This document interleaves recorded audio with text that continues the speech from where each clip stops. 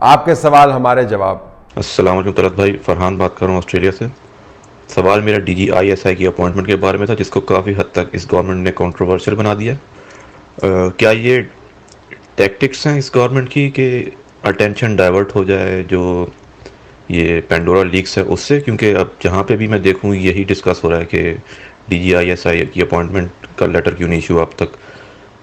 और Pandora leaks जो हैं वो बिल्कुल ही मतलब फेड कर गया है तकरीबन। तो आपका इसके बारे में क्या ख्याल है? जी बिल्कुल, बहुत सारी ख़बरें जो हैं वो निकल गई हैं। आज भी बिजली के जो नर्ख हैं इसके अंदर इजाफ़ा किया गया। पेट्रोलियम की जो मसनूआत हैं उसमें उनकी कीमतों में भी इजाफे की तजवीज़ आई। लोगों के ऊपर जो वज़न है वो बढ़ता जा रहा है और ये इशू नहीं है। पेंडोरा लीक्स जो हैं वो भी अब इशू नहीं है, ख़बरों से बिल्कुल हट गया है। तो ये एक थीरी है कि ये हुकूमत ऐसा काम करती है कि जब भी मुश्किल के अंदर होती है तो फिर डाइवर्ट करने के लिए ये कुछ ऐसे काम करती है। लेकिन ये बहरान हकीकी है, ये फ़र्ज़ी या कागज़ी नहीं है। क्योंकि जिस किस्म के इश्यूज़ इसके अंदर इन्वॉल्व हो गए हैं वो किसी मिली भगत का नतीजा नहीं हो सकते। तो डाइवर्जन हुकूमत इससे फ़ायदा यकीनन उठा रही है, लेकिन बहरान हकीकी है। और पेंडोरा बॉक्स जो है वो खुला हुआ है इस इशू का। पेंडोरा लीक्स को दबाने के लिए नया पेंडोरा बॉक्स खोलना इस लेवल का मेरे ख़्याल में उस वो बात समझ आती नहीं है, क्योंकि ये बहुत ही हसास किस्म का और ख़ौफनाक किस्म का बहरान है जो हुकूमत ने शुरू किया है। तो पेंडोरा लीक्स से बचने के लिए इतना बड़ा गैम्बल वो नहीं कर सकते। हेलो साहब, मेरा नाम नासिर है और मैं हैदराबाद से बात कर रहा हूँ। तो साहब, मैंने कल रात को एक प्रोग्राम में कमेंट्स कुछ लिखे थे जिसमें जादू टोने का अल्फाज इस्तेमाल किए गए थे। आज वो कमेंट्स मैंने दोबारा किसी प्रोग्राम में किए तो उस प्रोग्राम पर मैं वो कमेंट्स को एक्सेप्ट नहीं किया गया। इसकी क्या वजह है? शुक्रिया। देखिए, मैंने एक इस पर वीलॉग भी किया, कल किया, 2 दिन पहले आपने देखा होगा उसको। तो मैं तो कहता हूँ कि अगर आपके सवाल हैं तो बिल्कुल पूछें, ज़्यादा सवाल हैं तो फिर हमें लेने भी पड़ते हैं। तो इसकी क्या वजह हो सकती है, आई डोंट नो, शायद ज़्यादा सेंसिटिविटी हो। ऐसी सेंसिटिविटी नहीं पालनी चाहिए। हाँ, अगर इसके अंदर हद तक का पहलू है और तज़हीक हो रही है तो वो नहीं करना चाहिए। और मुख्तलिफ़ जगहों पर सेंसरशिप्स के अपने कवानीन हैं। अमूमन पब्लिक राय के ऊपर सेंसरशिप नहीं लगाई जाती अनलेस कि उसके अंदर बहुत ही कुछ स्कैंडलस बातें हों, गालम गलोच हो, तज़हीक हो वगैरह वगैरह। ज़ाहरन तो मुझे इसमें कोई ऐसी चीज़ नहीं नज़र आती। मैं इससे इत्तफाक नहीं करता कि मैंने वीलॉग में बता दिया कि ऐसा कोई इशू है, लेकिन आपकी राय को अगर सेंसर किया गया तो अच्छा नहीं किया गया। जी, तलत हुसैन साहब, अस्सलाम वालेकुम।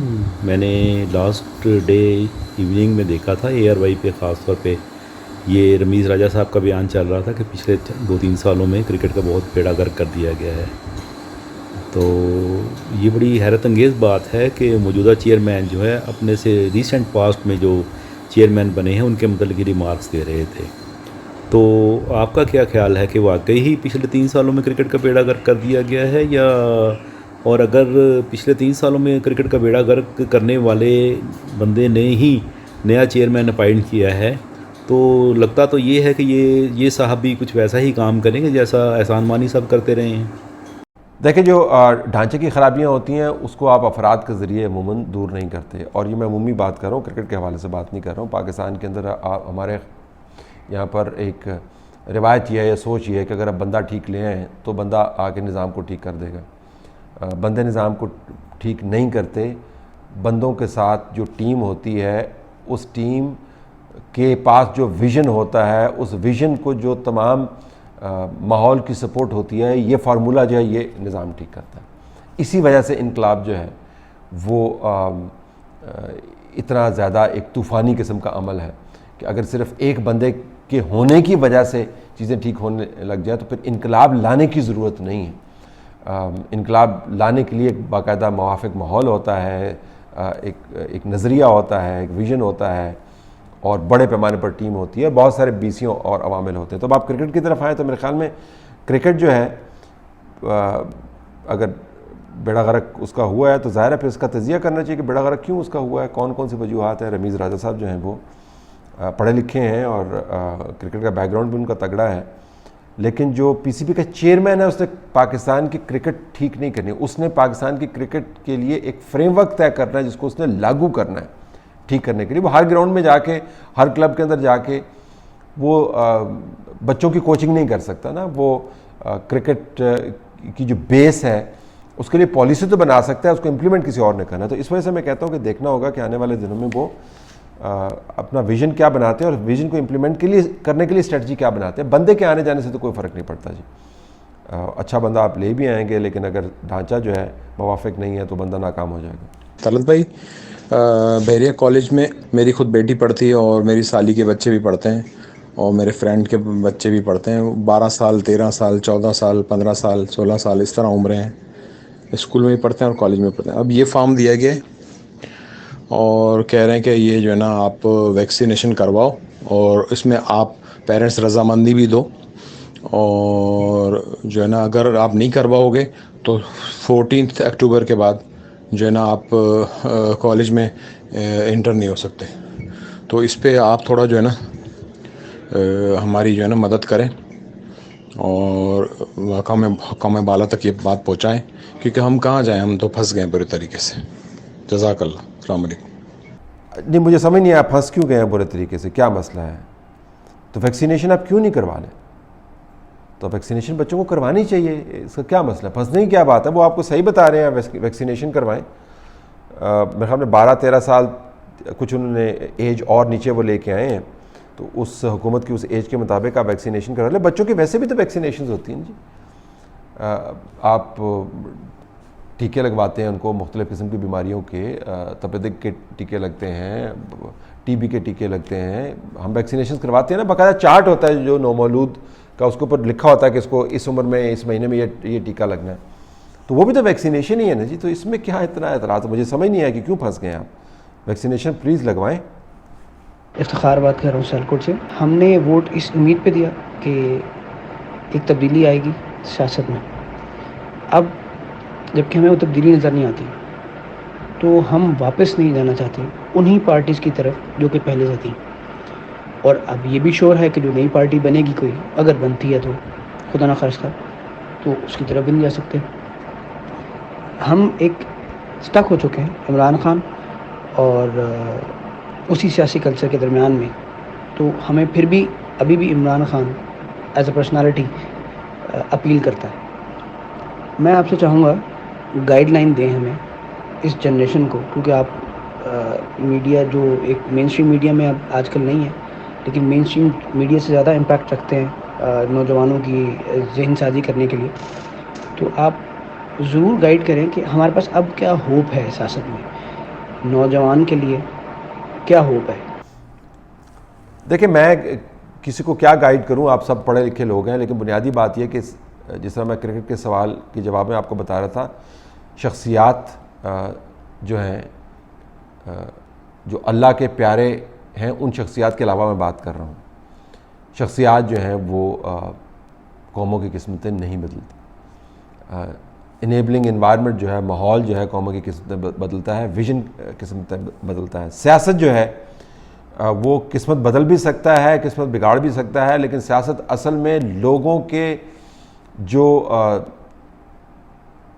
तरजीहात हैं, जो उनके तअस्सुबात हैं, जो उनकी आरा हैं, जो उनकी ख्वाहिशात हैं, उनके इजहार का एक ज़रिया है। तो सियासत को अगर आपने कोई बहुत बड़ी इनकलाबी तूफ़ानी लहर के तौर पर लेना है, तो फिर मेरे ख्याल में आप सियासत की नौयत को समझ नहीं रहे। सियासत की नौयत ये बिल्कुल नहीं है जो आपका ख्याल है। सियासत की नौयत है कि आपने निज़ाम मुआशरत कैसे चलाना है और लोगों को इकट्ठा कैसे रखना है, उसका प्राइमरी पर्पज़ ये है, और लोगों की राय को फ़ैसला साजी के अंदर शामिल कैसे करना है, उनको ये एतमाद कैसे देना है कि ये फ़ैसले उनकी मंशा और मर्ज़ी के साथ हो रहे हैं। लिहाजा जो चुनाव है वो किसी इनकलाबी काम के लिए नहीं होता, वो रोज़मर्रा की ज़िंदगी गुजारने के लिए होता है। इस चुनाव में आपकी अपनी प्रेफरेंस है। आप को अगर इमरान खान पसंद है तो आप उनको वोट देते रहें। अगर आपके ख्याल में ज़्यादा मौसर कोई और लीडर बज़रिया जमात हो सकता है तो उनको वोट दे दें, और अगर कोई किसी और को वोट दे रहा है तो उसके ऊपर एतराज़ ना करें कि वो उसको वोट क्यों दे रहा है। बहस मुबाहिसे में उलझें, लेकिन एक तहज़ीब की हद के अंदर रहते हुए। और अपने लीडरान के जो इल्ज़ामात हैं उनको सोचे समझे बग़ैर आप दोहराएं नहीं। वो जो आपके सामने बात कर रहे हैं वो आपके गुरु नहीं हैं, उनको आपकी राय की इताअत करनी है। ये जो बता दिया ना कि सियासतदान गुरु है आपका, वो गुरु नहीं है, वो आपका कप्तान नहीं है, वो आपका मसीहा नहीं है, वो आपकी राय के ताबे है। तो अपनी राय को मोतबर करें, अपनी उसको बताएं कि हमारी राय सुने। ये जमहूरी कल्चर है। जब उस ओहदे पर भी पहुंच जाता है कोई शख्स, हमारे यहाँ पे उल्टी चूँकि ये गंगा बहती है तो इस वजह से हम समझते हैं कि जो लीडर है हमें उसको फॉलो करना चाहिए। लीडर को आवाम की राय को फॉलो करना चाहिए। तो अपनी राय को आप मोतबर बनाएं, उसको इन्फॉर्म्ड रखें। इससे ज़्यादा तो मैं आपको गाइड नहीं कर सकता। बाकी आपकी मर्ज़ी और मंशा है कि आपने किस लीडर के पीछे खड़ा होना है और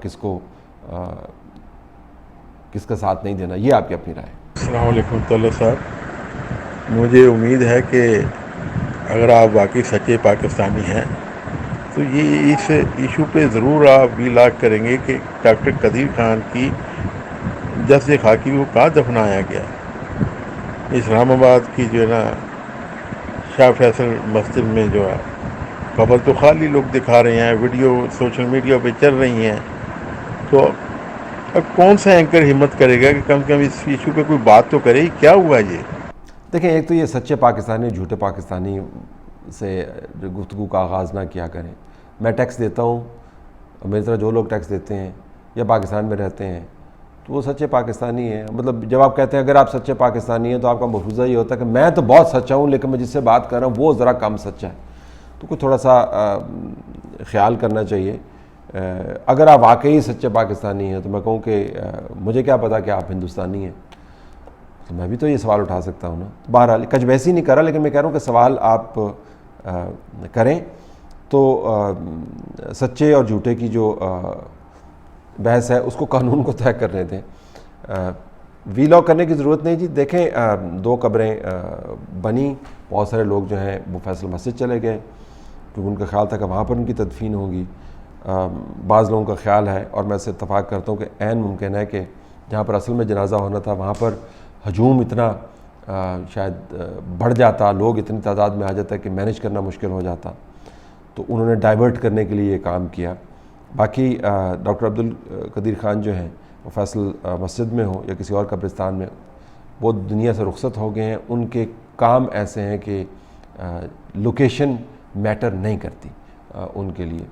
वैसे तो ज़ियाउल हक भी फैसल मस्जिद के अंदर उनकी तदफीन हुई है, तो वहाँ पर कितना आपको मज़ार बनता हुआ नज़र आता है। और उसके मुकाबले में जो रूहानी पेशवा थे, जो बड़े बड़े नाम थे, जो जंगल बयाबान के अंदर उनकी कब्रें बनी और अब देखें उनके गिरद शहर जो है वो बसते हैं। तो ये इससे मैटर नहीं करता। लेकिन ये मैं आपको बता दूं कि ऐसा हुआ, इसकी वजह मुझे यही समझ आई कि वो अवॉइड करना चाहते थे कि वहाँ पर बहुत ज़्यादा लोग शायद ना आ जाए और मैनेजमेंट का इशू हो जाए।